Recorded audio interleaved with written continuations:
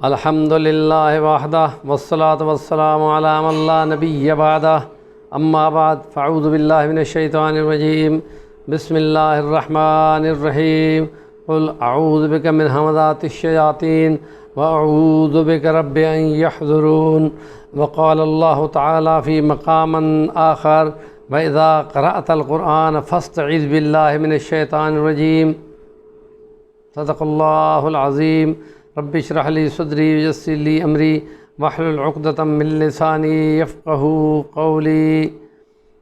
قرآن مجید اللہ کا کلام شیطان، جن اور شیاطین ضرر پہنچانے والوں کے مقابلے میں حفاظتی باڑ ہے، حفاظت کرتا ہے۔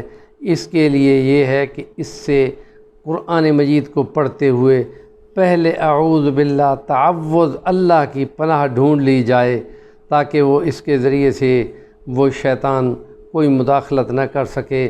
تو اس کلام کی برکت یہ ہے کہ اس کو پڑھتے ہوئے جب بھی کلام پڑھا جائے تو اعوذ باللہ من الشیطان الرجیم پڑھتے ہیں۔ علماء کے نزدیک خاص طور پہ شاہ زرولی صاحب کے بقول کہ جب قرآن نماز کے بعد آیت الکرسی پڑھی جاتی ہے تو دیکھا گیا ہے کہ اس کی تاثیر اتنی نہیں ہوتی جب تک کہ اس سے پہلے اعوذ باللہ من الشیطان الرجیم بسم اللہ الرحمن الرحیم اللہ لا الہ الا هو الحی القیوم العلی العظیم تک پوری یہ پڑھی جاتی ہے، اور اس کی یہ فضیلت ہے۔ تو قرآن مجید جب بھی پڑھا جائے اس سے شیاطین کو تکلیف ہوتی ہے اور وہ اس سے بھاگتے ہیں۔ تو قرآن مجید کی دوسری صورت جو ہے البقرہ، اس کے بارے میں آتا ہے کہ اس کے پڑھنے پر جن اور شیاطین اور دیگر ضرر والی یہ ایسی چیزیں وہ ان سے بھاگنے کی کرتی ہیں۔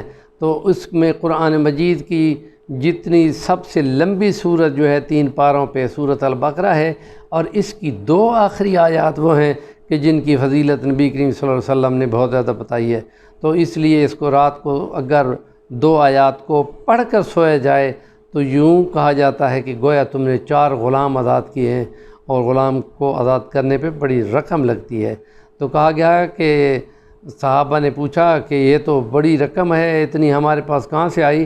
حضور نے فرمایا کہ کم سے کم یہ تم آخری سورۃ البقرہ کی آخری 2 آیات وہ تو پڑھ سکتے ہو، وہ ضرور پڑھ لیا کرو۔ اور ان کے مسلسل پڑھنے پہ جو شیاطین کا ٹاکرا ہوتا ہے گھروں کے اندر، مکانوں کے اندر، ایسی جگہوں پہ، اور وہ اس میں مختلف تصرف کرتے ہیں، وہ نہیں ہوتا۔ تھوڑی سی آواز کے ساتھ اس کو پڑھنا چاہیے۔